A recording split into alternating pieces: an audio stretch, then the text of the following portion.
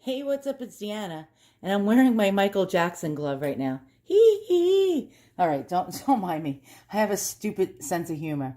So the reason why I'm actually wearing gloves right now is because I just spent a good 20 minutes scrubbing the tarnish off of this old antique box, and I'm not going to spend another 20 minutes trying to scrub the tarnish off of another box. And so nonetheless, this is actually something, it's a little bit of a mystery, and I really don't know what it truly is. And I believe it's a snuff box from the Edwardian era, probably about 1910 to about 1918.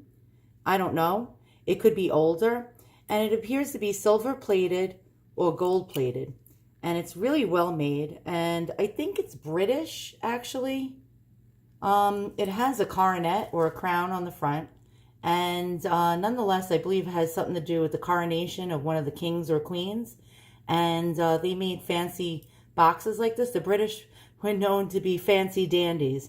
I'm only kidding. If you're British, I'm not making fun of you. My dad's from England. So I'm going to actually open it up and show you inside. So if it's a snuff box, they once had actually dried tobacco inside the box. And they would actually snort it like cocaine up their nostrils, and they would get a rush of nicotine instantly. And sometimes those little leaves actually was scented, and so because they liked, I guess, to snort good smelling things up their nose, or it could be a little opium box, a pill box, or what's known as, I don't know if I'm pronouncing it right, a vinaigrette. And back in, like, especially the Edwardian times and the Victorian times more so, everybody stunk. Everybody smelled awfully. They didn't bathe like we do today. And a lot of people only had a weekly bath. So everybody around them smelled so bad that they smelled like barnyard animals, actually. And so they needed to actually have these little scent boxes. And some of them had like little perfume inside of them, and just so they can just every so often take a whiff of it, because they would practically faint because that's how bad everybody smelled. And also, like, ladies used to faint a lot, and they had something called the vapors, and they would pass out. And because their dresses were so tight, the corsets that they used to wear underneath their dresses used to be tied up so tight that they could hardly breathe, and ladies would faint, and they would actually have to take a whiff of something in order to come to again. And so nonetheless, it's one of those things. I have no idea. It could be some cocaine box. Maybe there was once cocaine in here. I have no idea whatsoever. And I don't know what this little boomerang thing is. Does anyone know? What is this little boomerang apparatus attached to a chain? I don't know. Did they stuff that up their nose too? Who the heck knows? But I believe that this actually once hung in a man's lapel. So maybe they would close the box, and then, but then this doesn't latch when this little chain is out. So I don't know why, but I thought they would maybe stick this in a buttonhole, and then so the box wouldn't, get lost.